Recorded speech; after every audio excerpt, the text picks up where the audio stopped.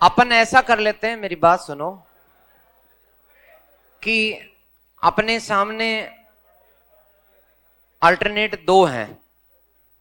पहले तो मैं बाकी जो विद्यार्थी हैं उनको बता दूं कि हम इतिहास पढ़ेंगे। कई विद्यार्थियों को तो ये समझ में नहीं आ रहा कि हो क्या रहा है। कुछ बच्चे तो आवाजें कर रहे हैं, कुछ बेचारे चुपचाप बैठे देख रहे हैं कि आखिर हुआ कैसे। कोई सोच रहे हैं कि भाई पढ़ाने वाले हैं, कोई सोच रहा नहीं भाषण देने आए हैं। तो मैं आपको इतिहास पढ़ाऊंगा। मेरा नाम विजेंद्र है, और चूंकि पुराने बच्चे परिचित हैं और नए बच्चों को बता दूं कि मैं प्रेजेंट में आरएस अधिकारी के पोस्ट पर पोस्टेड हूं। अपने बहुत सारे साथी अपरिचित भी हैं।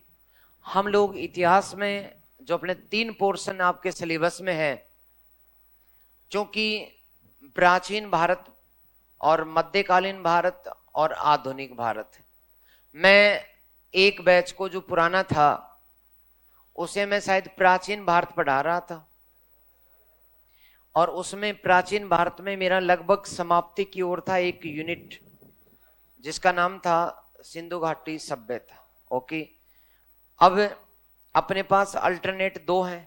भाई सिंधु घाटी में तो 1-2 घंटे की क्लास और बची है, फिर खेल खत्म है। लगभग 18 घंटे तो पढ़ा चुका मैं। इसलिए मैं नए स्टूडेंट्स को भी यदि बताऊंगा कि सिंधु घाटी सभ्यता का पतन कैसे हुआ, पहले वो पूछेंगे साहब उत्पन्न कैसे हुई थी, ये तो बता दो।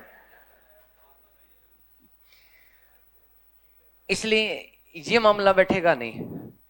अल्टरनेट है इसकी, अगला जो चैप्टर है उसको मैं शुरू कर दूं जिसका नाम है वैदिक काल। लेकिन ये वैदिक काल शुरू करने में भी एक समस्या है।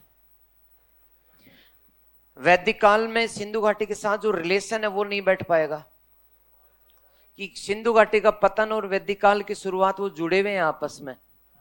शायद वैदिक आर्यों ने सिंधु घाटी सभ्यता के लोगों को मार मार के भगाया, तो ये पतन और इनका आगमन, आर्यों का मूल निवास स्थान ढूंढते समय मुझे इनकी फिर जरूरत पड़ेगी, तो ये फिर कड़ी टूट जाएगी, तो फिर बैठेगा नहीं। फिर अब अपने पास क्या बैठेगा, फिर अल्टरनेट क्या है, मॉडर्न शुरू कर दो या तो, और या फिर आप चाहते हैं चूंकि यदि आप एसआई के स्टूडेंट ज्यादा हैं तो फिर मॉडर्न तो है ही है महत्वपूर्ण, उसमें प्राचीन भी महत्वपूर्ण है।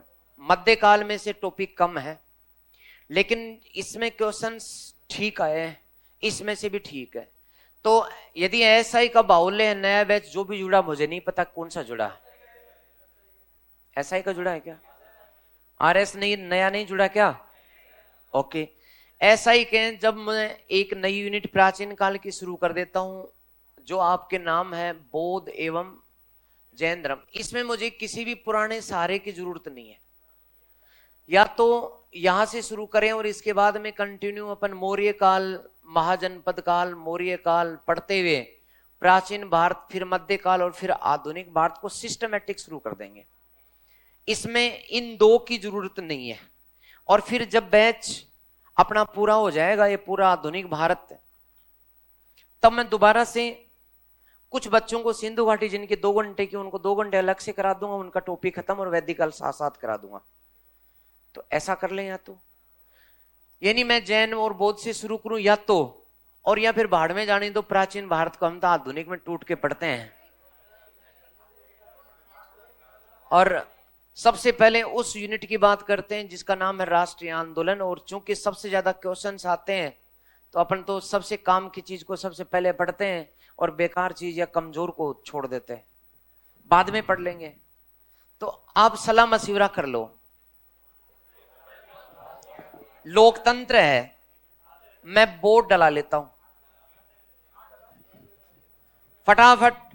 जो विद्यार्थी जैन और बौद्ध धर्म अभी पढ़ना चाहते हैं वे हाथ खड़े करें जी। कुल मिलाकर के आगे वाले विद्यार्थी हैं, पीछे वाले नहीं हैं। ओके, जो विद्यार्थी राष्ट्रीय आंदोलन से शुरू करवाना चाहते हैं वो हाथ खड़े करें। बहुमत है राष्ट्रीय आंदोलन का।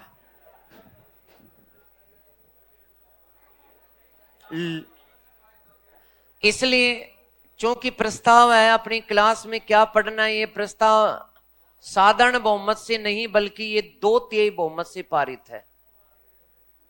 इसलिए मेरे पास अल्टरनेट है ही नहीं, मैं तो एक ही हेडिंग डाल रहा हूं, वो है राष्ट्रीय आंदोलन। ये लो साहब,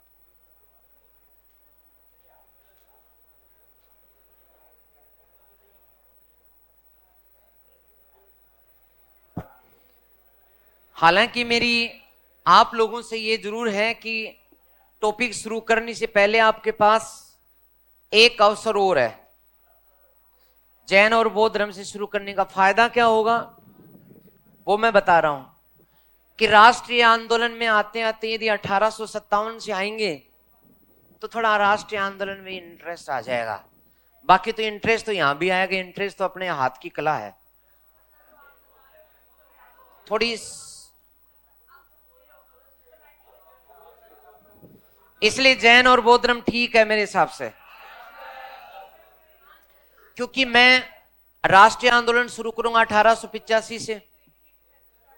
1885, अरे 2/3 बहुमत तो क्या है, गांधी जी वाली बात भी है। बोले लोकतंत्र क्या है, भीड़ तंत्र है। यहां 49 योग्य लोगों पर 51 निकम्मे लोग राज करते हैं, उसे लोकतंत्र कहते हैं। गांधी जी ने कहा था, मैंने नहीं कहा।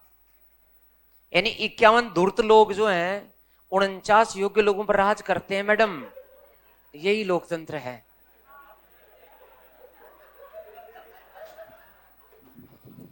इसलिए लोकतंत्र का इतना कोई खास नहीं है। चाइना आगे निकल गया, लोकतंत्र है क्या? क्यों? क्योंकि वहां पर 51 धूर्तों को राज करने का मौका नहीं मिलता। क्यों मैडम? हाँ,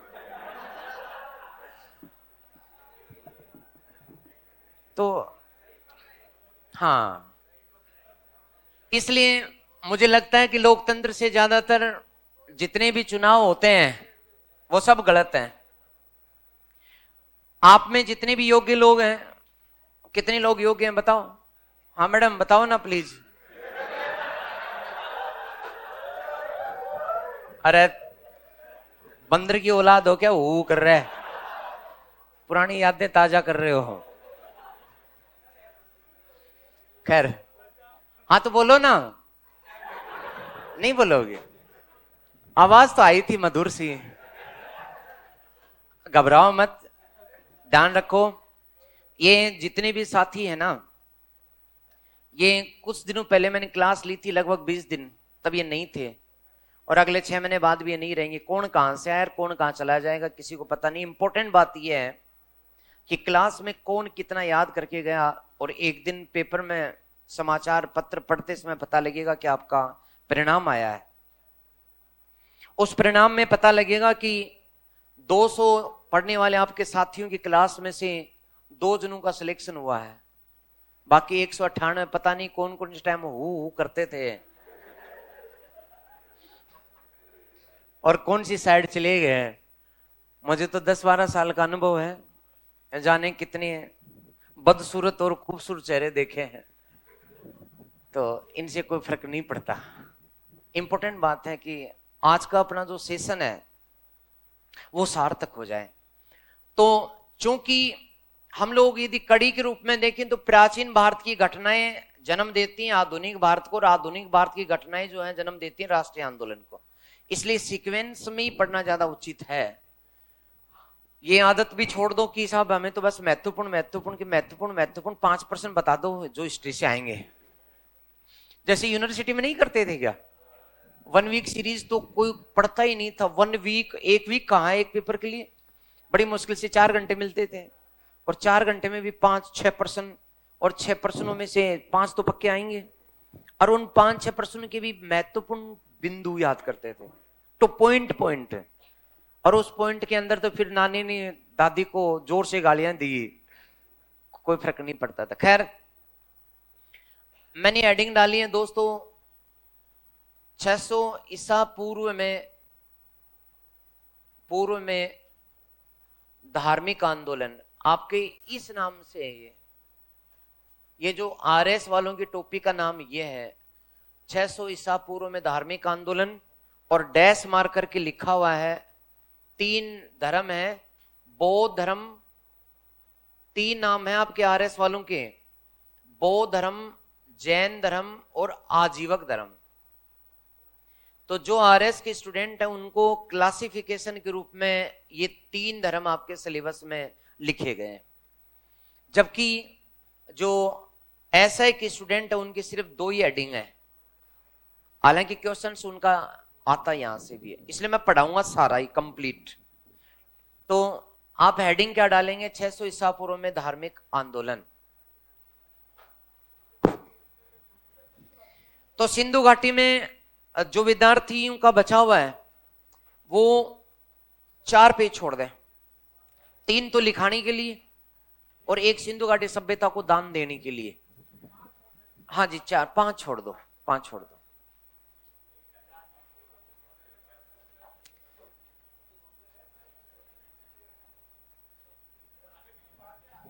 नहीं जी, आगे पीछे का मतलब नहीं है, 5 का मतलब फिर तुम डबल गिनती मत करो, इधर से भी गिन ले इधर से, ऐसे 5, 1 1 ओनली 1, ये 2, ये 3, हाँ ये 4, इस प्रकार से समझ गए। हाँ तुम समझदार मत बनो कि एक ही चेहरे को आगे से भी गिन लिया और पीछे से भी गिन लिया, 2 हो गए ना, एक ही।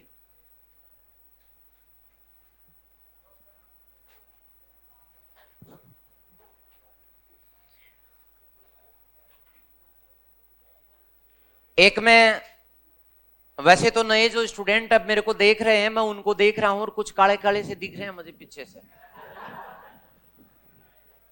अब पता नहीं, हो सकता है वो गोरे हों या हो सकता है जन्मजात काले हैं, मुझे पता नहीं है ज्यादा। लेकिन हाँ एक बात को ध्यान में रखें, कुछ एक तो 10 मिनट की मेरी क्लास अब तक हो चुकी है और उसमें आप लोगों को पता लग चुका है कि हमें सिलेक्शन भी लेना है, तो यहां सिंसियर होने का ड्रामा नहीं करना कि हम बहुत सिंसियर हैं, बहुत चुप रहते हैं, एकदम सीधा देखते हैं और बिल्कुल हंसते नहीं है। ड्रामेबाजी करने की जरूरत नहीं है, जो पढ़ाऊंगा उसका उत्तर देना है, चुपचाप पढ़ना है। कई बच्चों को लग रहा होगा कि यार ये गुरुजी अजीब है, तो हाँ बात ये है कि जितना बोझ लोगे ना, लोड लोगे लोड, तो ये कंप्यूटर जो है इसकी सीपीयू में बहुत गर्मी चढ़ जाएगी और एसी लगाना पड़ेगा कूलिंग के लिए। इसलिए जितना हो सकता है हैंग ओवर से बचो, हैंग आउट की ओर बढ़ो। हम बहुत सारी चीजें दिन भर पढ़ते रहते हैं, पेज पलटते रहते हैं, उनमें राजस्थान के भौतिक 4 प्रदेशों में बांटा गया है, इस प्रदेश को ये कहते हैं, दिमाग चलता रहता है कि कल मेरे दोस्त ने ये कहा था मुझे कि तू बहुत बेकार है, और फिर पढ़ते रहते हैं। ये हैंगओवर होने की कंडीशन है। इसलिए दिमाग को जितना सरल सीधा रखोगे उतना मेमोरी आपकी ज्यादा बढ़ेगी। मैं इसलिए कह रहा हूं कि और गुरुजी तो पढ़ाने आते हैं, मैंने खुद ने सिलेक्शन करवाया है, तो मैंने दोनों तरीके देख लिए। एक वो दौर भी था मेरा 5 महीने तक 18 घंटे पढ़ने का दौर था, पढ़ा है मैंने।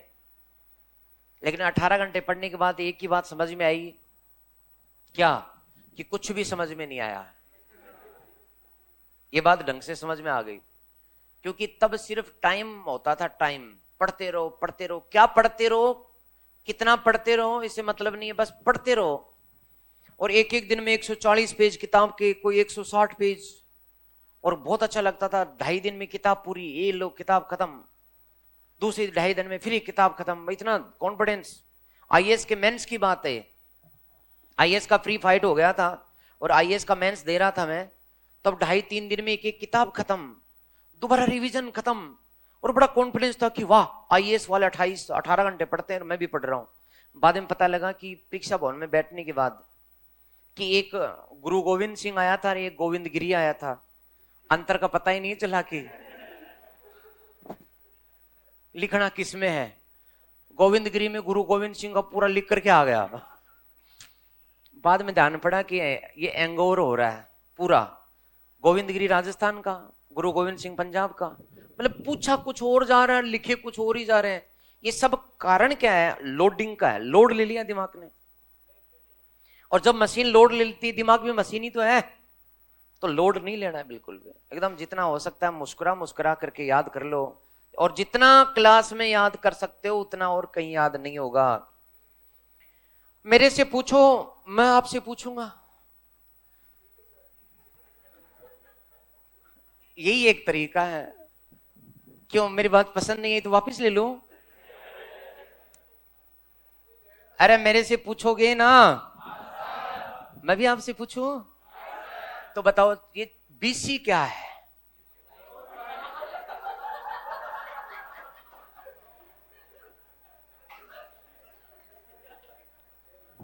तुम बावड़े तो नहीं हो गए?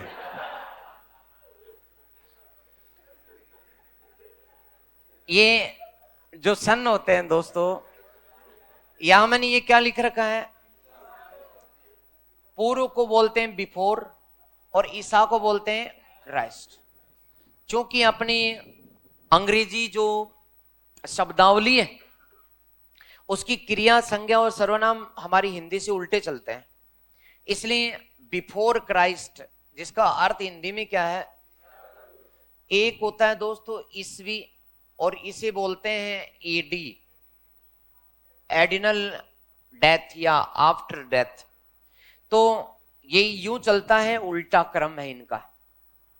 ये ध्यान से सुन लें कि जैसे ईसा मसीह है जो यूरोप में वहां का एक तरह से पैगंबर माना जाता है, ईसा ईश्वर का दूत माना जाता है, उसका जो जन्म हुआ उसे 0 ईस्वी मान लिया गया। इस 0 ईस्वी, ये जो 0 है, इसके बाद जितनी भी घटनाएं घटित हुई, जैसे 100 साल बाद तो 100 ईस्वी हो गया, 1000 बाद तो 1000 ईस्वी हो गया, और अभी 2000 ईस्वी जिसमें आपका जन्म हुआ होगा आसपास 2000 के आसपास, क्योंकि अभी छोटे बच्चे ही तो हो आप लोग। और फिर जैसे अभी चल रहा है 2023 ईस्वी, इसका मतलब ईसा मसीह को जन्म लिए हुए कितने साल हो गए अभी? ये तो हो गया ईस्वी सन, ईसा के जन्म के बाद की बात। इस ईसा के जन्म के करीब करीब 3000 साल पहले सिंधु घाटी सभ्यता आई थी भारत में। सिंधु घाटी सभ्यता का विकास 3000 ईसा पूर्व में हुआ, 3000 साल पहले। और वैदिक काल आया था दोस्तों 1500 ईसा पूर्व, यानी ईस्वी सन ईसा मसीह के जन्म के 1500 साल पहले। तो पहले को बोलेंगे पूर्व, बिफोर। जैसे कि जैन धर्म, बौद्ध धर्म का आगमन 600 ईसा पूर्व में हुआ, तो इसको हम कहेंगे 600 ईसा पूर्व। जैसे कि मौर्य काल भारत में ईसा के जन्म से 300 साल पहले आया या 322 साल पहले आया। तो जो भी ईसा के पहले की घटनाएं हैं उन्हें ईसा पूर्व बोलते हैं। और इनको चूंकि आजकल क्वेश्चंस में ईसा पूर्व के बजाय बिफोर क्राइस्ट लिखा होता है, इसलिए इसे हम लोग क्या कहते हैं? बीसी कहते हैं। जबकि ईस्वी सन को क्या लिखते हैं? एडी। ओके, तो पहला कंसेप्ट क्लियर है। मैंने आपसे पूछा, आपको मैंने बताया, क्या बात ये मेरी समझ में आई? ओके, ईसा पूर्व और ईस्वी में कुछ समझ में आया क्या? ओके, तो समझ में आया तो जरा या तो तुम मुझसे पूछ लो अभी भी, या मैं पूछूंगा, फिर वही बात है। देखो जी, अच्छा आप नहीं पूछोगे?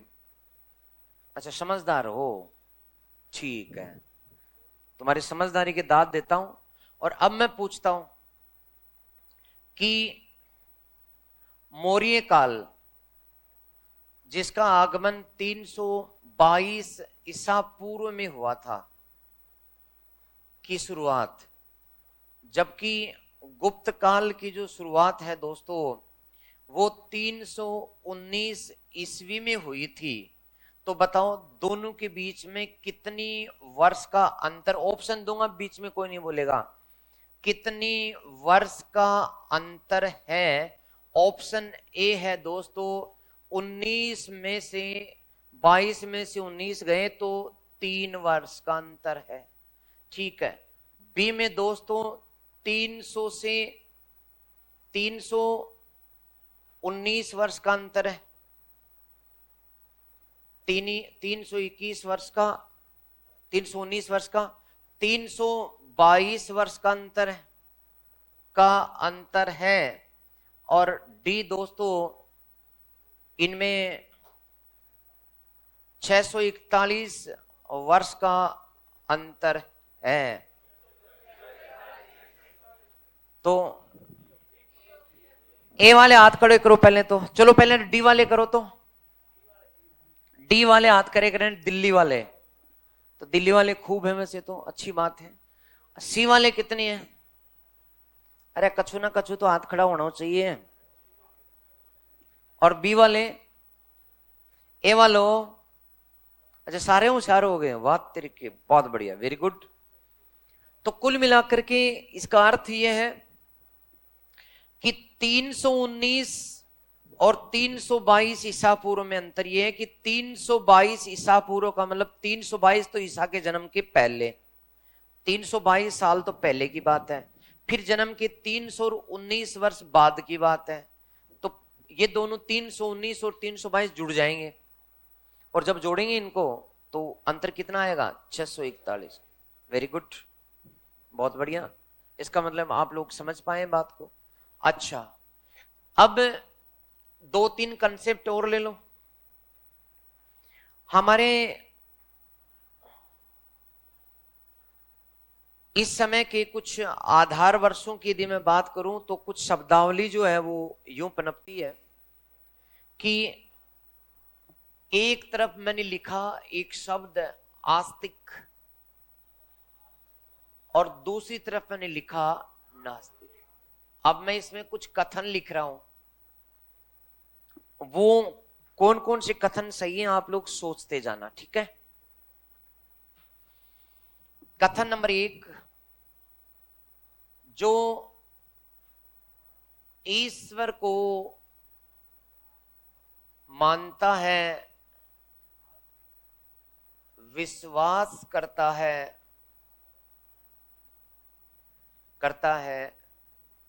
आस्तिक कहलाता है। आप मन ही मन में सोच लेना, दूसरों को बोलोगे तो गलत हो जाएगा आपका, ये पक्की बात है। दूसरा, जो ईश्वर को मानता है, उस पर विश्वास करता है,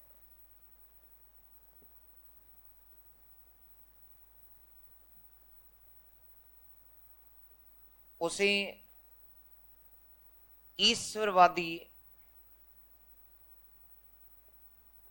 कहा जाता है। तीसरा, जो वेदों को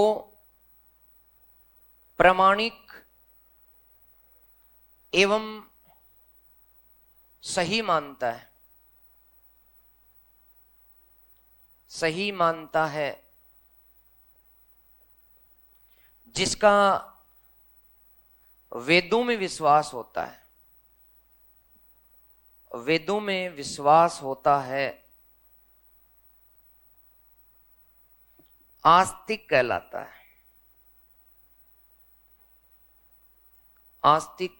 है। कथन नंबर 4, जो ईश्वर आत्मा को नहीं मानता,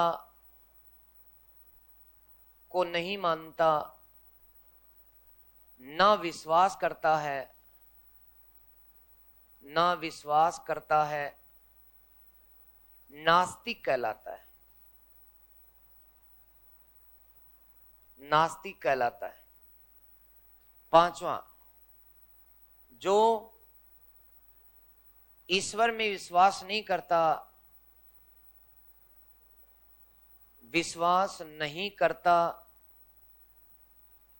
उसे अनीश्वरवादी कहते हैं। लास्ट बात, जो वेदों को सत्य एवं प्रामाणिक नहीं मानते,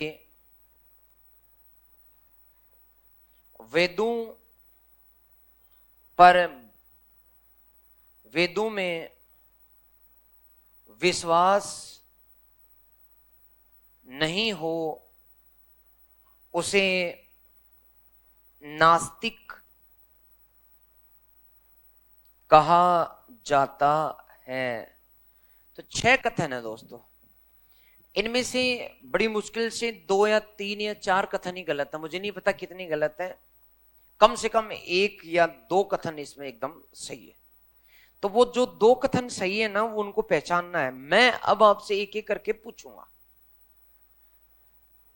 ये जो कथन नंबर 1 है, क्या ये सही है? यस। तो ए ऑप्शन का मतलब है यस और बी ऑप्शन का मतलब है नो। तो कथन नंबर 1, जो ईश्वर को मानता है, ईश्वर पर विश्वास करता है, आस्तिक कहलाता है। कितनी लोग एक के साथ है? वाह, वेरी गुड। और कोई बी के साथ भी है क्या? 1 2 3 4 5 6 7 7 8 9, ये 9 जने सही हैं, बाकी पूरी क्लास आउट है। ये कथन सही नहीं है, कथन गलत है।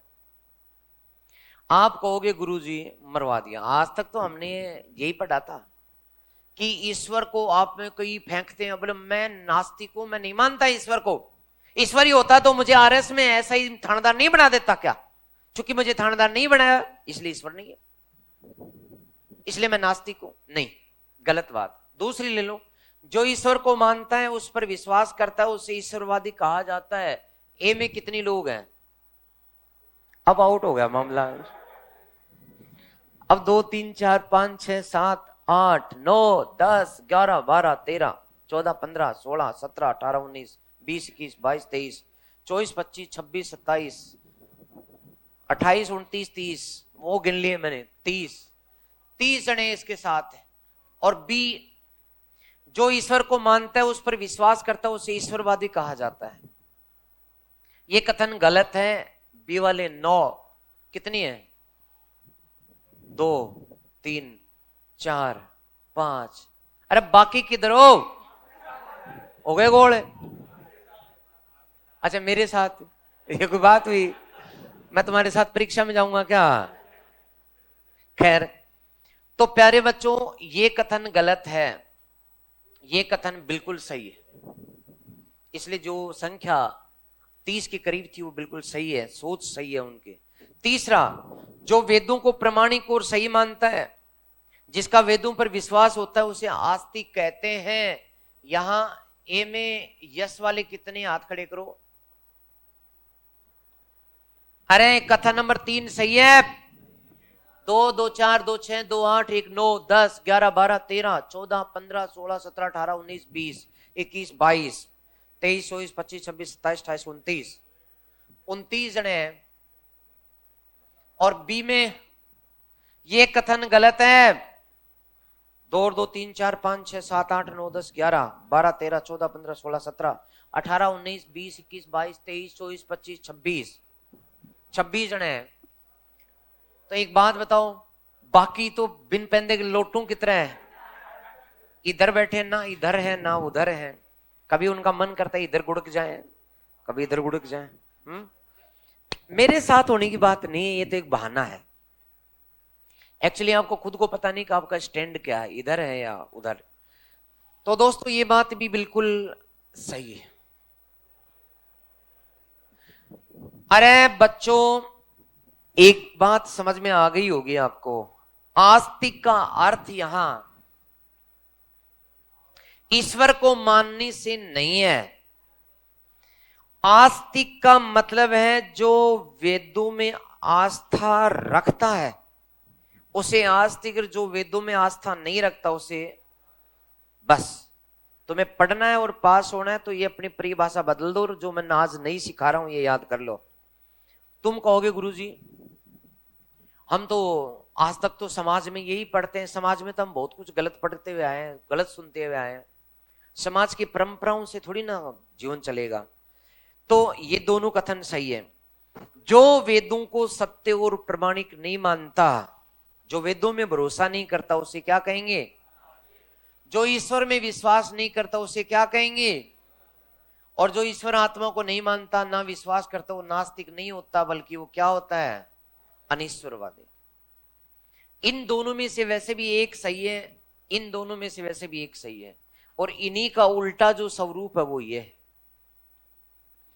जो ईश्वर को मानता है, विश्वास करता है, आस्तिक कहलाता है। जो ईश्वर एवं आत्मा को नहीं मानता, ना विश्वास करता, नास्तिक कहलाता है। तो इसका उल्टा ही तो है। जब ये गलत है तो इसलिए भी गलत है। ईश्वर से आस्तिक और नास्तिक का कोई लेना देना नहीं है। तो आस्तिक नास्तिक का लेना देना किससे है? वेदों से। इसलिए दोस्तों, आपका सबसे पहला क्वेश्चन जो बना, आरपीएससी ने जो बनाया, उन्होंने यही बना दिया कि निम्न में से नास्तिक धर्म, नास्तिक धर्मों को चुनिए। अब इसमें ऑप्शन दे रखे थे, अब आप सही कर दो। जैन धर्म आपके सिलेबस में, बौद्ध धर्म आपके सिलेबस में, आजीवक धर्म आपके सिलेबस में, और चौथा जो सांख्य दर्शन है वो आपके सिलेबस में है, और पूर्व मीमांसा ये भी आपके सिलेबस में है। भले ही आपके डायरेक्ट मेंशन नहीं है, लेकिन अब इनमें से सही उत्तर कौन सा है? ए 1 और 2, बी 1 2 और 3, सी केवल 2, और डी 1 2 3 4 और 5। ये क्वेश्चन आपके बन चुका है, और ये बना भी थानेदारों के, आरएस में नहीं।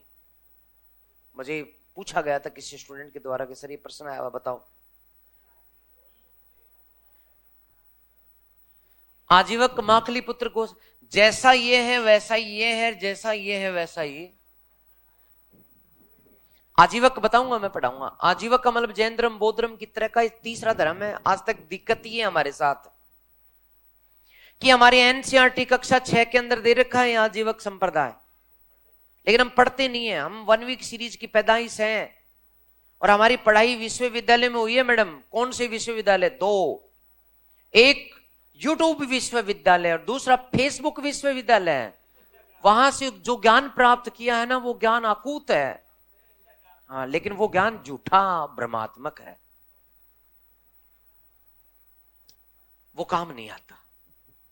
पढ़ते तो आप सारे दिन हो, ज्ञान तो प्राप्त करते हो, लेकिन वो यूट्यूब पे, फेसबुक पे लाइक डिसलाइक करने के रूप में कर लेते हैं, जो काम नहीं आता। खैर, तो दोस्तों, नास्तिक जैन धर्म भी है, बौद्ध धर्म भी है, और आजीवक भी है। 3 इसका उत्तर सही है, और ये दोनों आस्तिक है। लेकिन आप कहो गुरुजी आज तक तो हमने पढ़ा ही नहीं, ऐसे नहीं पढ़ा भाई। हम लोग आज तक पढ़ाई कैसे, शुरुआत में सबसे पहले बौद्ध धर्म की हेडिंग डालता मैं भी, फिर कहता कि कपिल वस्तु के पास में लुम्बनी गांव में सिद्धार्थ के यहां गौतम बुद्ध का जन्म हुआ। उनकी माता महामाया 7वें दिन मर गई। उनकी मौसी गौतमी ने उनको पाला पोसा। 2 ब्राह्मण आए थे, कौंडिन्य कालदेवल। उन्होंने भविष्यवाणी की कि ये तो महाचक्रवर्ती सम्राट या महासन्यासी बनेगा। तब आप कहते हैं हाँ गुरुजी बढ़िया पढ़ा रहे हैं। लेकिन ये परीक्षा में नहीं आएगा ना। परीक्षा में ये प्रश्न आएंगे, तब किसकी मां को मां कहोगे?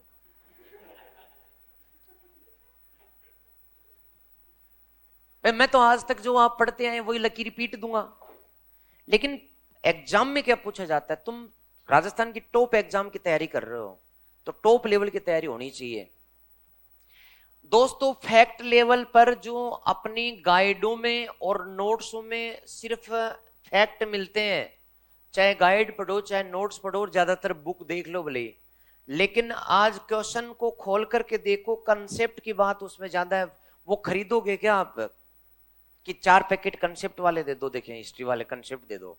नहीं, वो हमें सीखना है। फैक्ट कंसेप्ट समझने का एक सहारा है। इसलिए जब से मैं आया हूं आज आपको मैं कुछ भी नहीं पढ़ा रहा, मैं आपको एकदम तैयार कर रहा हूं कि पहले एडी और बीसी में क्या अंतर है और नास्तिक और आस्तिक में क्या अंतर है। तो इसका मतलब अब आपको एक लिस्ट बनाने की जरूरत है। पहले ढंग से समझ लें कि हमें आस्तिक नास्तिक में अंतर करना है। ये आज नहीं हुआ, 600 ईसा पूर्व में हो गया था। एक तरफ दोस्तों नास्तिक संप्रदायों का उदय हुआ जो वेदों की विरोध में खड़े हुए थे, नास्तिक संप्रदाय कहा गया। इनकी कुल संख्या 62 थी। कई जगह आपको जैसे लक्ष्य में संख्या 63 भी नजर आएगी, राजस्थान पनोरमा में भी, लेकिन आपको 62 ही याद रखना है। और आस्तिक संप्रदायों का उदय भी इसी समय हुआ जिनकी संख्या थी 6। तो इनको हमारे साहित्य में सठ दर्शन कहा गया है। सठ दर्शन, 6 दर्शन। एक एक करके इन मैं 62 संप्रदाय के नाम नहीं लिखता, इनमें से कम 3-4 संप्रदाय काम के हैं। नास्तिक में सबसे पहले उदय हुआ था बौद्ध धर्म का। जैन धर्म के बारे में कई विवाद है क्योंकि उसमें 2 डेट मिलती हैं, तो जैन धर्म का 2nd नंबर पे माना गया है और 3रे नंबर पे आजीवक संप्रदाय का, क्योंकि ये 3 आपके सिलेबस में भी है, आजीवक धर्म। ओके। और फिर दोस्तों इसके अलावा यदि बात करें तो कुछ एक संप्रदाय और है, जैसे भौतिकतावादी है, भौतिकतावादी संप्रदाय। और एक नाम सुना हो आपने तो चारवाक धर्म या चारवाक संप्रदाय। नाम सुना है कि चारवाक का? नहीं सुना तो सुनो, चारवाक संप्रदाय। ये 5 संप्रदाय जो है वो महत्वपूर्ण है। इधर ये 6 संप्रदाय महत्वपूर्ण है। जैसे दोस्तों कपिल मुनि का नाम सुना होगा आपने। कपिल ने एक दर्शन दिया था जिसका नाम था सांख्य दर्शन। ये याद कर लो, कोलायत झील के किनारे बैठ करके इन्होंने नया धर्म चलाया था, नया दर्शन दिया था, सांख्य दर्शन। दूसरा था गौतम मुनि, जो मथुरा में यमुना के किनारे बैठ करके उन्होंने एक दर्शन दिया था। कौन सा बताओ? शाबाश, वेरी गुड वेरी गुड। अरे वाह, तो बेटा कब होशियार हुई थी बताना तो? न्याय दर्शन, वेरी गुड, बहुत अच्छी बात है। और तीसरा एक और थे कणाद मुनि। कणाद मुनि ने एक नया दर्शन दिया था वैशेषिक, जिसमें परमाणुवाद का सिद्धांत मिलता है। परमाणु की खोज इन्होंने कर दी, परमाणुवाद के माध्यम से सृष्टि की बात कही। चौथा था पतंजलि। इनका कौन सा दर्शन? योग दर्शन। बाबा रामदेव योग दर्शन के नहीं है, वो प्राणायाम दर्शन है, अलग है उनका। वो तो नाम हो गया, उन्होंने नाम रख दिया और हम लोगों को अक्ल है नहीं, पीछा हो गए उनके। 5वें जैमिनी। इनका है दोस्तों पूर्व मीमांसा। और फिर बादरायण जिसके शंकराचार्य शिष्य थे, उनका है उत्तर मीमांसा। तो इस प्रकार से दोस्तों ये 6 दर्शन आस्तिक में आते हैं और ये सारे नास्तिक में आते हैं। ये वेदों को सत्य नहीं मानते, जबकि ये वेदों को सत्य मानते हैं। इसलिए इनकी निगाह में वेद प्रमाणिक नहीं है, वेदों को अप्रमाणिक माना। और जबकि इन्होंने वेदों को प्रमाणिक माना, तो वेदों को प्रमाण मानने के कारण ये आस्तिक और वो नास्तिक कहलाए। तो 6ठी शताब्दी में, ध्यान से सुन लो, नए धार्मिक संप्रदायों का उदय हुआ। कुल 62 संप्रदाय उदित हुए, जिनमें 5 नास्तिक संप्रदाय महत्वपूर्ण थे और 6 आस्तिक संप्रदाय महत्वपूर्ण थे। अब मैंने जो क्वेश्चन पूछा था वो शायद मैंने हटा दिया। क्वेश्चन पूछा था एक, हाँ मैंने हटा दिया, वो मिटा दिया, कोई ना। तो अभी मैंने पूछा था ना कि कौन कौन से आस्तिक है नास्तिक संप्रदाय। तो इनमें दोस्तों नास्तिक संप्रदाय पूछे तो नास्तिक संप्रदाय 1, 2 और 3, ये 3 ही मैंने सही माना था। और बाकी ये 2 इधर से लिए थे मैंने शायद, एक तो पूर्व मीमांसा था और एक सांख्य था। तो ये आस्तिक में, ठीक है, कुछ समझ में आया क्या? ये मैंने यूनिट इसलिए आज शुरू की थी कि इसमें पुराने पढ़े हुए नहीं पढ़े हुए सब बराबर है। इतना तक होश नहीं है कि नास्तिक आस्तिक का पता हो, इसलिए मैंने ये यूनिट नहीं ली और आप लोगों को मैं समझाने की प्रयास कर रहा हूं। अब कई देर हो गए, कई विद्यार्थी तो पेन खोल करके, कॉपी खोल करके, रजिस्टर खोल के बैठे हैं कि गुरुजी देखें कुछ ज्ञान देंगे तो बटोर लेंगे। अब उनके हाथ कुछ लग नहीं रहा तो उनका दिमाग खराब हो रहा है। गुरुजी ज्ञान पर ज्ञान, धनाधन ज्ञान ही दे रहे हैं, हाथ कुछ नहीं लग रहा है, इसलिए हाथ लग जाए उतार लो इसे, मैं बता देता हूं। एडिंग तो डाल दी ना आपने, एडिंग डालो तो 600 ईसा पूर्व में धार्मिक आंदोलन लिखा क्या आपने?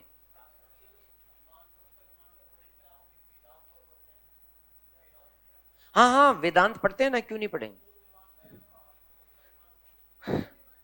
ये जैमिनी ने जो दिया है ना, अब तूने मेरे को बातें कर दिया। देख, सबसे पहले लिखे गए बावड़े बच्चे वेद, जिनकी संख्या थी कितने? ओके, वेद थे बड़े जटिल। एक 10,000 मंत्रों में से ऋग्वेद का एक मंत्र नहीं आता, गायत्री मंत्र आता है, पूरा नहीं आता, वो भी आता है। चलो 10,000 में से एक आता है, अब बाकी 9,999 कौन याद करेगा? और वो तो एक वेद है, बाकी कितने? इसलिए इनकी सरल व्याख्या करने के लिए, वेदों की सरल व्याख्या करने के लिए ग्रंथ लिखे गए, कौन से? ब्राह्मण ग्रंथ। लेकिन इनमें चूंकि यज्ञ एवं कर्म कांड पर बल है, बाद में इनकी आलोचना करते हुए तीसरे ग्रंथ लिखे गए जिनका नाम है, और चौथे लास्ट में लिखे गए उपनिषद। उपनिषद चूंकि वेदों का अंतिम भाग है, किसका अंतिम भाग? इसलिए इनको कहते हैं वेदांत। और इन दोनों में कर्म की आलोचना करते हुए या कर्म कांड की आलोचना करते हुए, यज्ञ की आलोचना करते हुए भक्ति पर बल दिया गया, ज्ञान पर बल दिया गया कि ईश्वर को यज्ञ के अंदर घी डाल करके ईश्वर की प्राप्ति नहीं होगी, कि स्वाहा एंड समर्पयामि, इससे नहीं मिलेगा। तो ईश्वर कैसे मिलेगा? ज्ञान के माध्यम से। ईश्वर को परमात्मा मानिए, खुद को आत्मा मानिए, उससे अनन्य प्रेम कीजिए, सब कुछ समर्पित कर दीजिए। ऐसे नहीं कि हे मैं यज्ञ कर रहा हूं, हे ईश्वर तू मुझे कम मिलेगा, स्वाहा। हे ईश्वर मेरा यज्ञ चल रहा है, तू मुझे वरदान दे दे, तू आजा, मैं मेरी मन इच्छा से वरदान मांग लूं कि तू मुझे शक्तिशाली बना दे, तू मुझे आरएस अधिकारी बना दे, दे दे ईश्वर दे दे, तेरे 51 रुपए का प्रसाद चढ़ाऊंगा, स्वाहा। आप ईश्वर को रिश्वत दे रहे हो, उसको बता रहे हो कि तेरी स्वामणी करूंगा, मतलब कि मैं तेरे को थोड़ा चूरमा खिला दूंगा तो मेरे को आरएस बना दे। आपका मोबाइल 10,000 रुपए का खो गया, आप ईश्वर को 500 रुपए दिखाते हो, 551 रुपए चढ़ाऊंगा गुरु, तुम मेरा मोबाइल दिला दे। मतलब कितना सस्ती रिश्वत दे करके 551 लेना, 10,000 का देना। कितने होशियार समझते हैं। अरे ईश्वर के पास तुम्हारे 551 की भूख है क्या उसको? नहीं। इसलिए ये जो तरीका है ना, इसकी आलोचना यहां की गई कि कर्म कांड नहीं, सच्चा समर्पण चाहिए। हे ईश्वर दे दे दे दे नहीं, हे ईश्वर सब कुछ तुझे समर्पित है, मैं जो कुछ हूं, जो कुछ मेरे पास है तुझे सच्चे रूप में समर्पित है, मुझे कुछ नहीं चाहिए, तेरा ज्ञान चाहिए, मुझे मुक्ति चाहिए। मैं जिन दुखों से, जिन कर्म बंधनों से बंधा हुआ हूं, मेरी इस आत्मा को मुक्त कर दीजिए, मुझे इस संसार की कोई भी भौतिक वस्तु नहीं चाहिए। ये बात यहां की गई है, ये पूर्व में की गई थी और ये बाद में यानी उत्तर टाइम में पोस्ट पीरियड में की गई, पोस्ट यानी बाद के समय में, इसलिए इसे उत्तर मीमांसा, इसे पूर्व मीमांसा कहते हैं। और बावड़े तूने बोला क्या था रहा वेदांत, तो कहाँ आएगा, उत्तर में आएगा पूर्व में आएगा है? तो देख ले, ये उत्तर इधर है, पूर्व मीमांसा इधर है, उत्तर मीमांसा इधर है।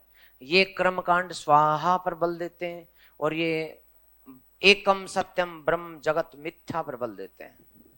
अभी तो ज्ञान बहुत बाकी है, ये तो शुरुआत है, अभी तो शुरुआत है। तो लिखना शुरू करें, अब कुछ ज्ञान बटोर लो। हाँ हाँ जी बोलो ना। अरे बावड़ो, ये बेटा इनकी परवाह मत करे, बंदर की औलादे हैं। हाँ हाँ, अब यार मामला मैडम ने उलझा दिया, तो अब तो मैडम सुन ही लो, तुम भी क्या याद रखोगे। हाँ मतलब तुम मेरा आज का टाइम पूरा पास करोगे, ज्ञान मैं सोच रहा हूं बटोर लो, लेकिन तुम कह रहे हो नहीं। तो सुनो रे, भारतीय संवत जो है ना बेटा, ये और सन जो है उनके अंदर क्या संबंध है, वो बात बता रहा हूं।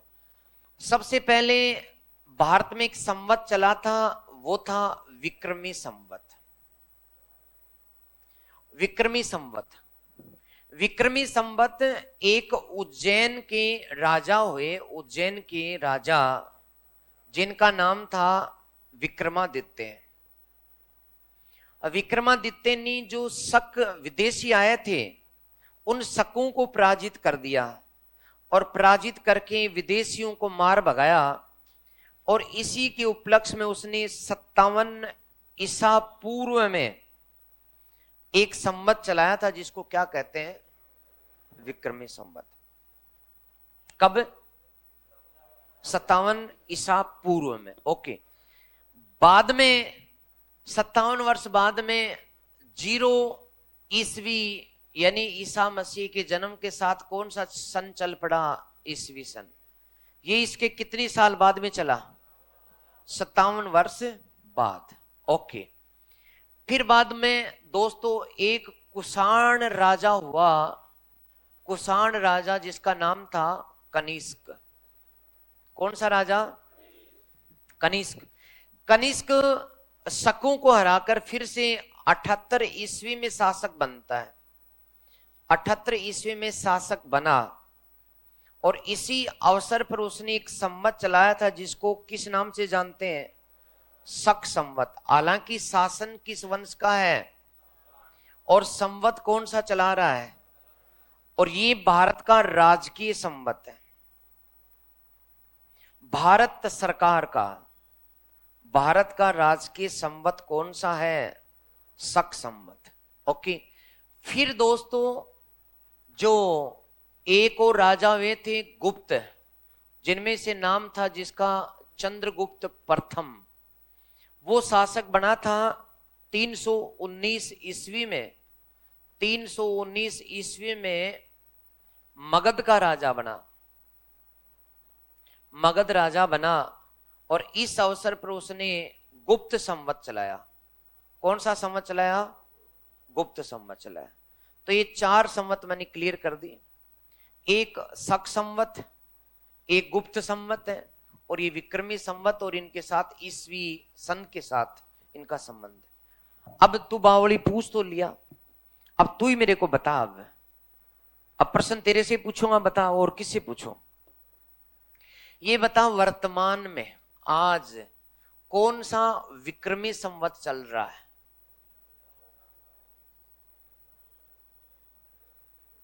बताओ रे। 2080 का है। कैसे आया? 2023 ईस्वी के अंदर हमने कितने जोड़ दिए? क्योंकि ईसा सन चलने से 57 साल पहले था, पहले था, तो हमने जोड़ दिए, जोड़ते कितना आ गया? 2080। ओके, मेरे जो दादाजी हैं वो बड़े गर्व से कहते हैं कि मैं 80 के साल को मेरा जन्म है और आज भी वो जिंदा है, और बड़े गर्व से जो भी आता है 100 को गो 100 को, मतलब 100 वर्ष का हो गया मैं, है। हाँ, शतक लगा लिया। तो मतलब उनको यही याद है। कई बार उनको पूछते हैं कई लोग कि 80 की साल का मतलब 1980 का। मैंने कहा तेरे को 1980 के लग रहे हैं, तो 80 का मतलब क्या है? अरे भाई ये 1980 विक्रमी संवत के हैं, और अब 2080 में आ गए तो इतने गर्व से उछलते हैं वो कि 100 साल का हो गया। तो ये इनमें फर्क ही है। अब दूसरा क्वेश्चन बताओ, विक्रमी संवत और शक संवत में कितने साल का अंतर है? विक्रमी संवत एवं शक संवत में दोस्तों, ये क्वेश्चन जो है ये तुम्हारे यहां निकले हुए क्वेश्चन है। तो इनमें चूंकि ये 57 वर्ष पहले है, ये 78 वर्ष बाद में, दोनों को जोड़ दो 135 वर्ष का दोनों में अंतर है। तो आज बताओ ना मैडम, वर्तमान में कौन सा शक संवत चल रहा है? वर्तमान में शक संवत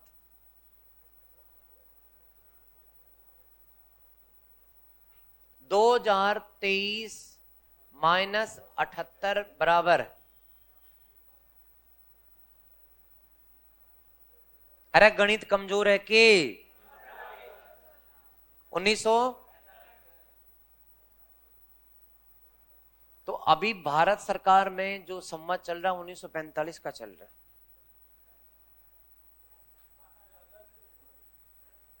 उन्नीस सौ पैंतालीस शक संवत। तो नहीं, आजाद वो तो ईस्वी में हुआ ना, तो इसमें डेट चेंज होती है। तो अब आप एक काम करो, इसको उतार लो क्वेश्चंस। मैं तुम्हें लगातार ज्ञान पर ज्ञान दे रहा हूं, कुछ ना कुछ बटोर लो। कछु तो हाथ लगे। हाँ, कछु ना लगे तो कछु तो हाथ लगे। उतारो इसको फटाफट। पहले वाला क्या था? ये बाद में उतारना है, पहले तुम सन के साथ जुड़ जाओ। पहले मैंने सन के बारे में और थोड़ी बताया था। ये तो कोई खास काम का नहीं है, ये मैं लिखवा देता हूं आपको। आप जो है ये जो है यहां आ जाओ, और विक्रमी संवत आप हेडिंग डाल दो, या फिर संवत और सन ये हेडिंग डाल दो यहां पे, जो मैंने ऊपर डाल रखी है, संवत बराबर सन, ये हेडिंग डाल दी। इस पे लिखे, मैं पहले लिखा देता हूं, या सारणी बनाओगे? पहले सारणी बना लो, बाद में लिख लेना। ये इनमें तुलनात्मक यही बनानी है आपको। सन के साथ में 3 संवत का तुलना है, ये बना लो।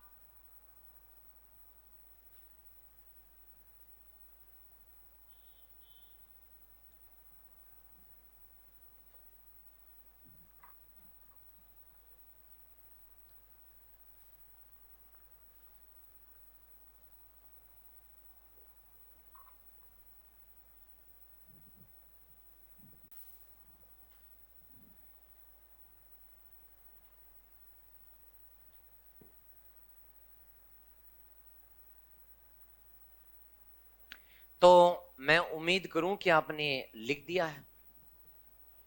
अच्छा नहीं करूं उम्मीद, चलो मैं उम्मीद छोड़ देता हूं।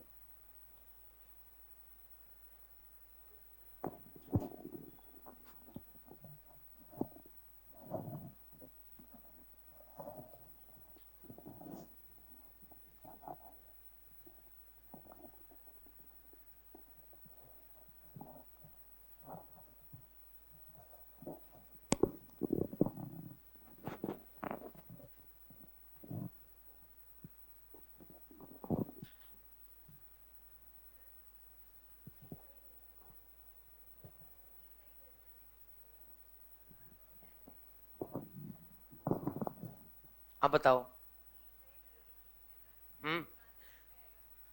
नहीं, ईसाई धर्म जो वेदों को नहीं मानता वो नास्तिक है सारे। यहां ईश्वर का मानना नहीं मानना तो है ही नहीं ना। कई लोगों को मूर्ति पूजा से जोड़ने की आदत है। तो ध्यान रखना दोस्तों, आपकी एक टॉपिक है भक्ति और सूफी आंदोलन।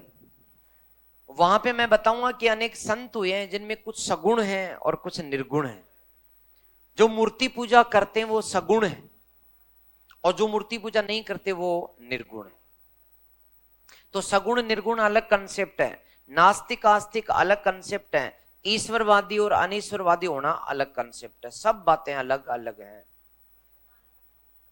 हम आस्तिक किसको मानेंगे? जो वेदों को मानता है। आप ईश्वर से छोड़ दो ना इस बात को। ईश्वर को मानती हो क्या? तू तो ये बताता है तू मानती है कि ईश्वर है, तो फिर इसका मतलब तो ईश्वरवादी है। जबकि ये कहती है कि ईश्वर नहीं है, इसका मतलब ये अनीश्वरवादी है। लेकिन ये कहता है कि वेदों में त्रिकालदर्शी ज्ञान है। तू बता वेद सही है या वेद में झूठ है? सही है। तो वेदों में यदि सही है तो तू आस्तिक है। मैं कहता हूं वेदों में झूठा ज्ञान ज्यादा है, क्योंकि वेदों में यह बताया गया है कि यज्ञ के माध्यम से ब्रह्मा जी को उत्पन्न कर सकते हैं। क्या यज्ञ के माध्यम से? वेदों में मूर्ति पूजा की बात है क्या? नहीं। वेदों में सिर्फ यज्ञ करने पर बल दिया गया। और यज्ञ कौन करवाते थे? ब्राह्मण। आम आदमी को ना तो मंत्रों का पता था और ना ही वो यज्ञ कर सकता था। इसलिए आम जनता के लिए वेदों में कुछ भी नहीं है। इसलिए मैं वेदों को सही नहीं मानता। हाँ सब है, उसमें उनका ईश्वर भी है।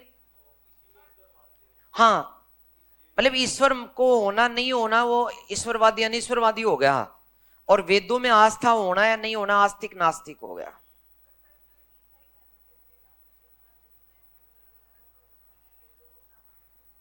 कुछ एक नहीं माना है। वो ईसाई धर्म के नहीं है मैडम, वो खुद उपयोगितावादी हैं। उनका कोई धर्म नहीं है।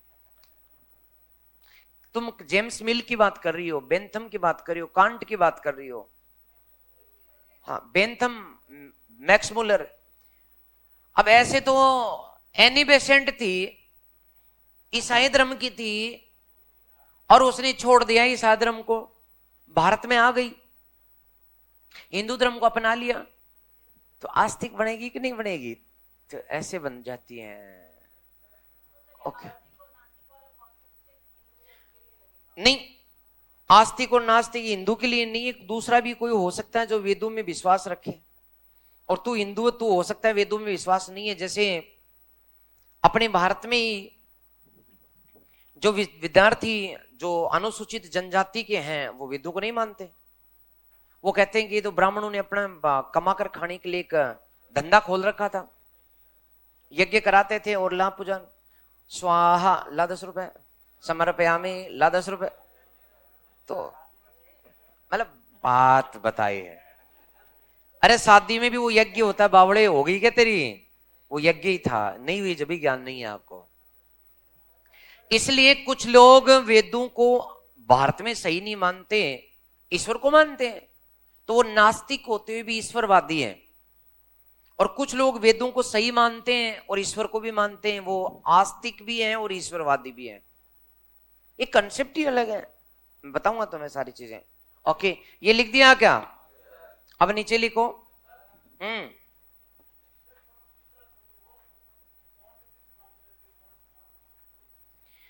ये देखो विक्रमी संवत चैत्र है ना, चैत्र, चैत्र कृष्ण एकम, लेकिन बाकी में गड़बड़ है। हाँ, यहां चैत्र से शुरुआत मानी जाती है, चैत्र से। अरे बावड़े, तुम्हारा ज्ञान जो है वो आज बढ़ता जा रहा है, मुझे अच्छा लगता जा रहा है, तो मैं यहां लिख रहा हूं चैत्र शुक्ला एकम। ये लो, ध्यान रखना, चैत महीने की शुरुआत, चैत्र महीने की शुरुआत जो होती है वो कृष्ण से होती है, अमावस्या के बाद एकम आता है। तो आधा चैत्र जो है वो पुराने साल में जाता है, आधा चैत्र नए साल में आता है, ये याद रखना। इसका 1 जनवरी से, और बाकी इनके महीने ही अलग है। नहीं, क्या इसी वाले में?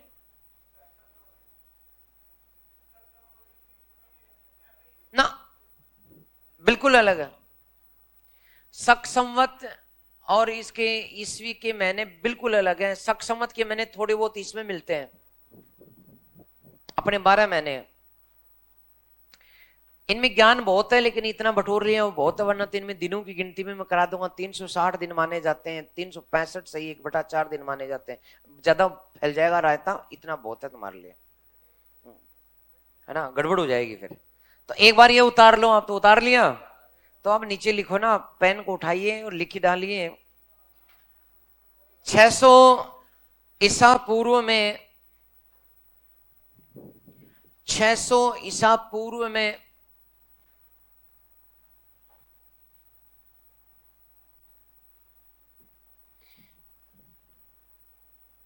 वैदिक कर्म कांडों के विरुद्ध, 600 ईसा पूर्व में वैदिक कर्म कांडों के विरुद्ध, वैदिक कर्म कांडों के विरुद्ध एक प्रतिक्रिया हुई, विरुद्ध एक प्रतिक्रिया हुई।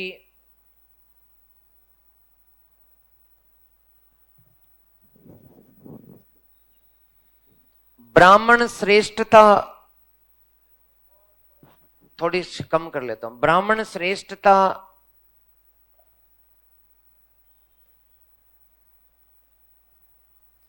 यज्ञ बलि पशु बलि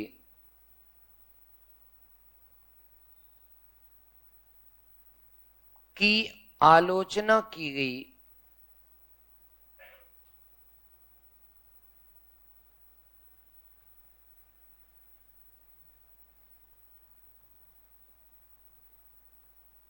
चार वर्णों में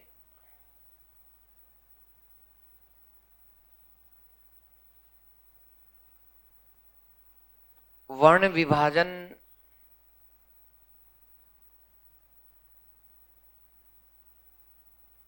की आलोचना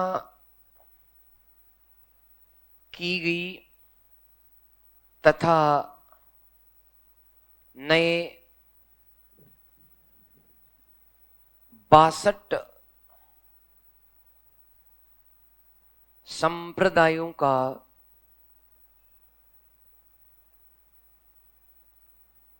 उदय हुआ।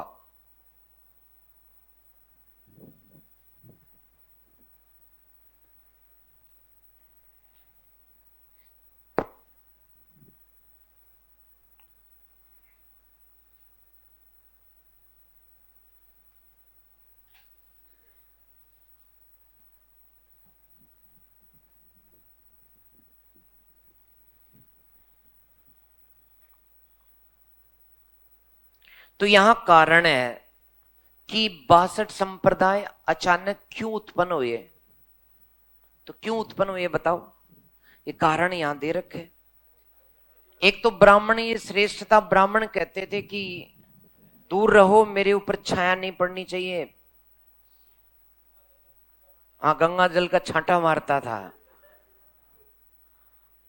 यज्ञ की आलोचना, क्योंकि गरीब किसान बेचारा बड़ी मुश्किल से परिवार पालने की व्यवस्था करता है, और पंडित जी उसे कहते हैं कि यज्ञ करा ले यज्ञ। अब यज्ञ कराने का मतलब उसको बुलाओ, मंत्रोच्चार कराओ और पंडित जी को दान भी दे दो। बिना दान के, बिना नकदी के पंडित जी यज्ञ नहीं कराते। इसलिए यज्ञ हर आदमी के बस की बात नहीं। यज्ञ में होता क्या था? स्वाहा, अनाज, मिठाई, घी और अन्न बलि के रूप में दिया जाता। बाद में जब पंडित जी का मन हो गया कि बकरा खाएंगे, तो वो भी यज्ञ में चढ़ा दिया। भाई जिसकी इच्छा होती है, बोले दारू पीनी है, बैरू जी के 2 बूंदे चढ़ा दी, बोले ये लो अब पी लो। क्या हो रहा है? घर वालों ने कहा क्या कर रहा है? बोले बैरू जी का प्रसाद है। हाँ, प्रसाद तो लेना पड़े, वरना तो बैरू जी नाराज होगा तो भैंस दूध कौन देगी आज, लेना ही पड़े। और फिर जब कभी घर वाले ने कहा कि जी आज तो भैंस दूध नहीं दे रही है, अरे बोले बैरू जी को 1 बोतल बोल दे, बाहर दूध दे देगी। और जैसे बोतल बोलते हैं, भैंस को थोड़ा सा हरा चारा ला के खिलाते हैं और वो फट से दूध देती। बोले बैरू जी ने दूध दिला दिया। अब तो बोले बोतल चढ़ानी पड़े। अब बोतल कोई बैरू जी थोड़ी पीते हो, एक ढक्कन भी पूरा नहीं चढ़ाते हैं, थोड़ा सा बस। कर ईश्वर के नाम पर इस मनुष्य ने बहुत अत्याचार किए, बहुत जुल्म किया। कभी सतीत्व के नाम पर महिलाओं की जो अग्नि परीक्षा ली गई, भले मैं आलोचना नहीं कर रहा, लेकिन जौहर के नाम पर कितनी महिलाओं को जिंदा आग में कुदाया गया, ये क्या है? सती के नाम पर। आखिर ऐसा क्यों हुआ कि हर परीक्षा महिला की हुई, उसी के सतीत्व की परीक्षा? उसका पति मर गया, भले दारू पी के मर गया, शादीशुदा का मर गया कोई बात नहीं, कभी तो कुंवारी का मर गया तो भी कहा गया कि चल तू तो जला दे आग और साबित कर दे कि तू सतीत्व वाली है, सती है, मर जा जल करके। क्यों भाई? आज तक एक भी सता क्यों नहीं हुआ? ये सती क्यों हुई? लेकिन ये सब जी कारण क्या है? अरे क्यों नहीं हुआ? ये पुरुष की परीक्षा क्यों नहीं? क्योंकि नियम बनाने वाला खुद कौन है? पुरुष है। तो इस भेदभाव के खिलाफ, इस कुछ वर्गों के जो वर्चस्व था, जो दूसरों पर अपनी चीजों को थोपते थे और उनसे धन ऐंठते थे, खुद ऐश करते थे, जैसे कि आम व्यक्ति जन को कहा जाता, इस लोक में क्या रखा है? कुछ नहीं है, ये तो मृत्यु लोक है, इसमें तो मरना है, मरने के लिए आए हैं। जो कुछ है वो परम लोक है, स्वर्ग है। इस लोक में दान दो तुम ज्यादा से ज्यादा, और इस लोक में दुख भाव भोग लो, कोई बात नहीं।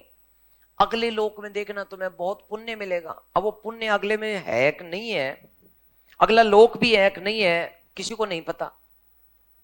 समझ रहे हो? तो इन चीजों के विरुद्ध प्रतिक्रिया हुई। पशुओं को बुरी तरह काटा गया, जबकि पशुओं की जरूरत थी खेती में, इसके विरुद्ध प्रतिक्रिया हुई। 4 वर्णों की वर्ण विभाजन की आलोचना की गई, तथा नए इन्हीं के कारण नए नए संप्रदाय कितनी उत्पन्न हुए। इन संप्रदायों को नीचे लिखो। इन संप्रदायों को 2 भागों में, इन संप्रदायों को आस्तिक और नास्तिक 2 भागों में बांटा जाता है। आस्तिक और नास्तिक 2 भागों में बांटा जाता है।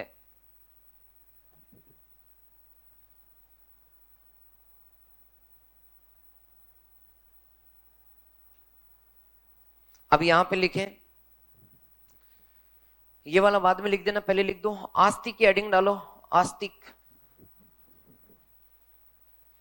आस्तिक की हेडिंग डाल दो, लिखें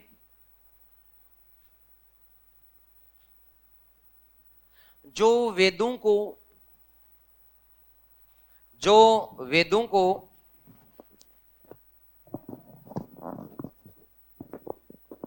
प्रामाणिक, जो वेदों को प्रामाणिक एवं सत्य मानते हैं, जो वेदों को प्रामाणिक एवं सत्य मानते हैं तथा जिनका वेदों में विश्वास होता है, वेदों में विश्वास होता है,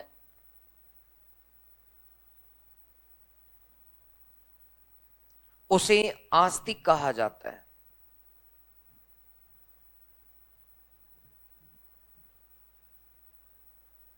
कहा जाता है। ओके, नीचे लिखो, एडिंग डालो नास्तिक की, नास्तिक की एडिंग डालें। इसका उल्टा लिखवा देता हूं जो मैंने अभी लिखा है। लिखें, जो वेदों को सत्य और प्रमाणिक, जो वेदों को सत्य और प्रमाणिक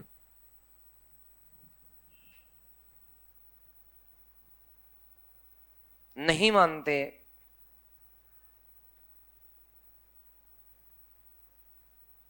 नहीं मानते, कोमा, जिनका वेदों में विश्वास,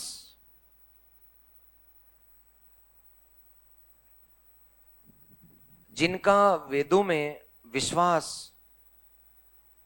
नहीं होता,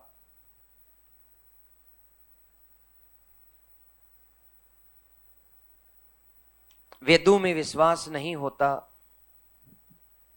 उन्हें नास्तिक कहा जाता है।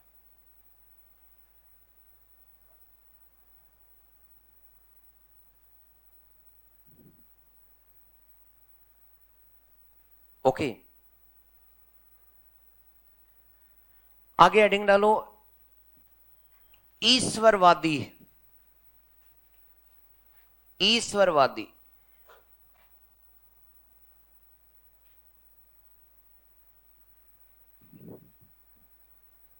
ईश्वरवादी, उसमें लिख दें, हेडिंग डाल करके लिखेंगे, जो ईश्वर की सत्ता में विश्वास करता है, जो ईश्वर की सत्ता में विश्वास करता है,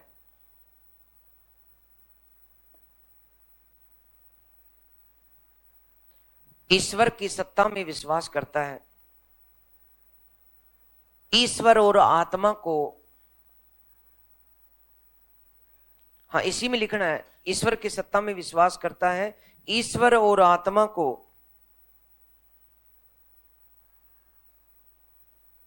स्वीकार करता है, ईश्वर और आत्मा को स्वीकार करता है, उसे ईश्वरवादी, उसे ईश्वरवादी कहा जाता है।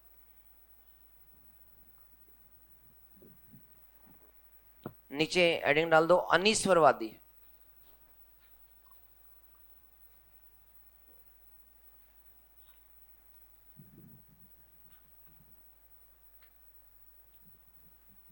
अनीश्वरवादी, इसमें लिख दें, जो ईश्वर को, जो ईश्वर की सत्ता में विश्वास नहीं करता, जो ईश्वर की सत्ता में विश्वास नहीं करता,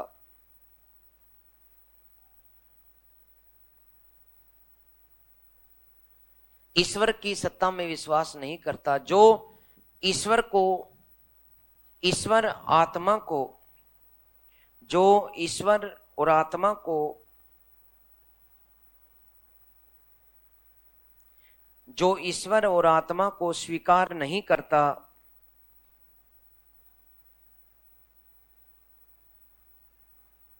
स्वीकार नहीं करता, अनीश्वरवादी कहा जाता है।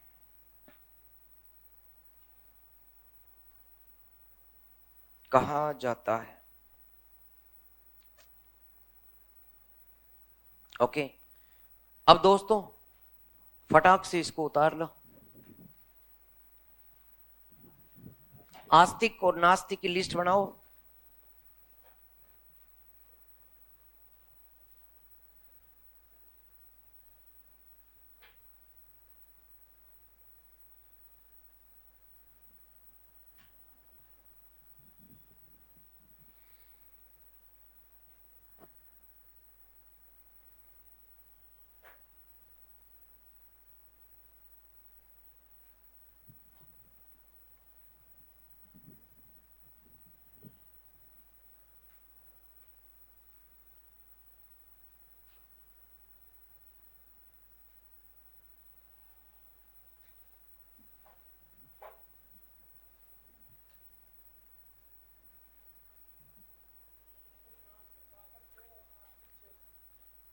नहीं, टोटली 62 हैं 620 में। हाँ, ये मैंने आपको बताया, नास्तिक संप्रदाय 62 अकेले नहीं है ये। मैंने आपको ये लिखा है कि 62 संप्रदायों का उदय 6ठी शताब्दी में हुआ। तो 62 संप्रदाय दोनों मिला करके हैं। ठीक है, आप इनको लिख मत लेना 62, यहाँ पे मैंने समझाया था तुम्हें, लिखा तो दिया मैंने 62, लिखा दिया, वो वहां पे पढ़ोगे एकदम क्लियर कट समझ में आ जाएगा।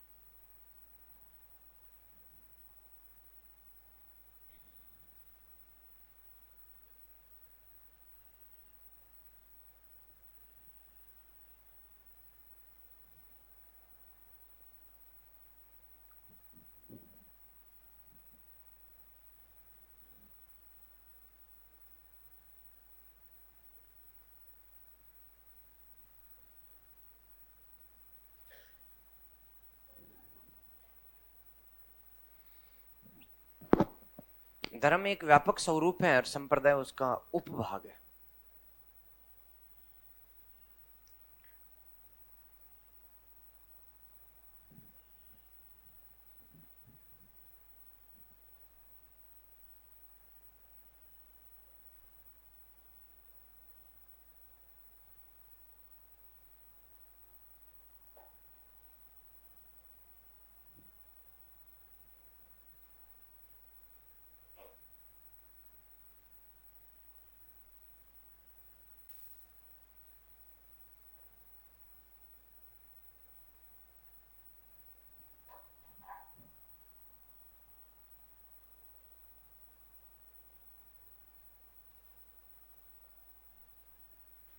लिख दिया क्या?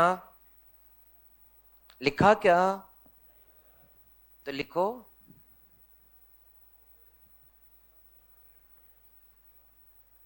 टाइम हो लिया? आज तो अभी लगा ही नहीं मुझे कि अभी पढ़ाना शुरू, मुझे तो लग रहा है कि अभी तो भूमिका बनाई है, अभी तो शुरुआत हुई है। ज्ञान तो अब देने की बारी आई है, तो आप कह रहे हो कि टाइम हो लिया। 5 मिनट में? अब तो मैडम 5 मिनट तो क्या ज्ञान मिलेगा, ये उतार लो बस आप। तो अब हमारी क्लास शायद कंटिन्यू रहेगी।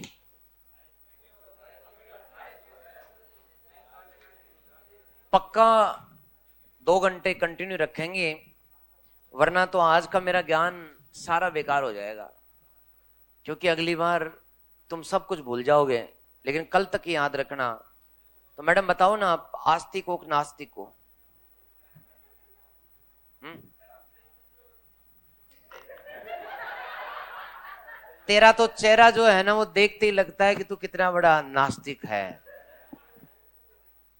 आप बताओ, क्योंकि मुझे लग रहा है कि ज्ञान जो है थोड़ा बहुत इधर भी गया, थोड़ा इधर गया, थोड़ा ऊपर भी निकल गया। बताओ तो, आस्तिक हो कि नास्तिक आप? को नहीं पता? आज सोच लेना, कल बता देना, ठीक है? तो कई बच्चे जो हैं वो कई ज्ञान को पचा नहीं पाए हैं, तो प्लीज, मैंने कुछ नहीं पढ़ाया आज आपको। एक तो मैंने 4 संवत बताए, ईसा पूर्व और ईस्वी का फर्क बताया। ईसा पूर्व यानी कि ईसा के जन्म के पहले, ईस्वी का मतलब ईसा के जन्म के बाद। फिर 4 संवत बताए, विक्रमी संवत 57 साल पहले, और शक संवत 78 साल बाद ईस्वी के, और गुप्त संवत 319 वर्ष बाद। बाद में जो है उनको ईस्वी से जब भी निकालोगे तो माइनस कर देना। यानी जैसे शक संवत है, उसको ज्ञात करना है तो 2023 में माइनस कितना करना है, 58। और यदि गुप्त संवत है तो 2023 माइनस 319। लेकिन चूंकि एकमात्र विक्रमी संवत पहले का है, इसलिए वो 2023 में पहले का है तो कितनी साल पहले का वो जुड़ेगा, वो जुड़ जाए। ये तो मैंने आपको बताया। फिर मैंने बताया आस्तिक कौन है, जो वेदों को मानता है सत्य वो है आस्तिक, जो नहीं मानता वो है, जो ईश्वर को मानता है वो है ईश्वरवादी, जो नहीं मानता वो अनिश्वरवादी। 6ठी शताब्दी में यज्ञ की आलोचना, ब्राह्मणों की आलोचना के कारण 62 संप्रदायों का उदय हुआ, जिनको हम कितनी भागों में बांटते हैं, 2 भागों में बांटते हैं। ये जो 2 भाग हैं दोस्तों, इनमें से नास्तिक और ये आस्तिक नास्तिक मुख्यतः 5, जिनमें जैन धर्म, बौद्ध धर्म, आजीवक भौतिकतावाद और चारवाक। और आस्तिक वालों को 6 दर्शन, जैसे कपिल मुनि का सांख्य, गौतम का न्याय, कणाद का, और इन पतंजलि का, और जैमिनी का, और बादरायण का, बस इतना ही पढ़ाया मैंने। इसके आगे कुछ एक लाइन भी नहीं पढ़ाई आपको, और इतना जो कि मैंने मुश्किल से 2 ही मिनट में रिवाइज करवा दिया आपको। तो मैं उम्मीद करूं कि कछु ना कछु समझ में आया है। जी बिल्कुल ठीक है, बाकी मिलेंगे कल, तब तक के लिए दीजिए इजाजत, नमस्कार।